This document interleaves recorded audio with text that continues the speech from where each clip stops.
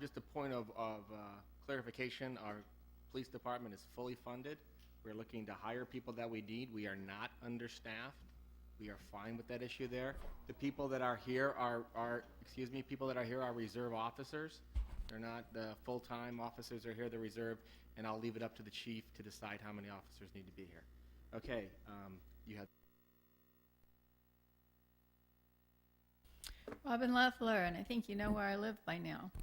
I was debating between two different things that I wanted to speak about tonight, and one of them I think Susan Shaw covered very well about splitting the public comments, and maybe next couple of weeks I'll talk about that one. But what tipped the scales for me tonight was when the mayor said that the police department is fully funded and implied that it's fully staffed and manpower is not a problem.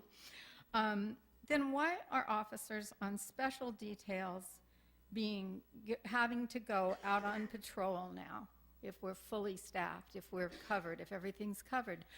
The public safety is a big concern to me and my neighbors and everybody I talk to in the city, and everybody knows, you can't really hide it, everybody knows that the police department's down.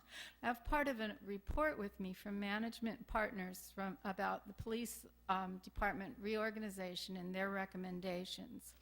You also said that public employees are not leaving, general employees. Well, 4 of them just left 2 weeks ago, so they're still leaving. And not too long ago, the city manager reported that they were recruiting for 40 positions. And yes, if you'd been listening to the listening report, you might have heard some of the reasons why employees are unhappy here.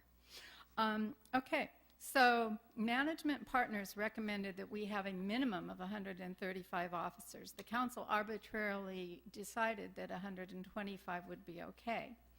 But that was the minimal amount that the consultant recommended, not the most efficient, that we really need for a city this size. They also talked about a police succession plan, and I think that this is important in City Hall too, to have a reasonable exchange of institutional knowledge when new people are coming on board. So I'll read and see how far I can get here. The organization must develop and train future leaders for the roles they are likely to assume, providing a variety of training and mentoring opportunities to those employees considered candidates for promotion. This step takes financial support and time, usually a window of 2 to 4 years before the candidate is prepared to assume a new leadership role. Selection. As the point of transition approaches, internal candidates who've completed a program of development should be prepared. The organization will need to undertake a typical human resources selection process in order to pick the best candidate for each position. This is internally, which we're not able to do right now.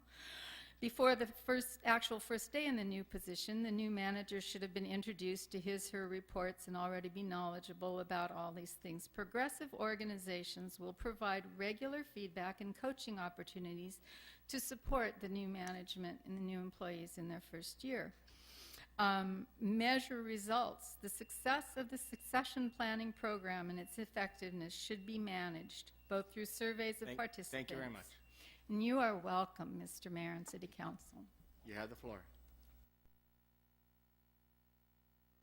Clarification, our police department is fully funded. We're looking to hire people that we need. We are not understaffed. We are fine with that issue there. The people that are here are reserve officers. They're not the full-time officers are here, they're reserve, and I'll leave it up to the chief to decide how many officers need to be here. Okay.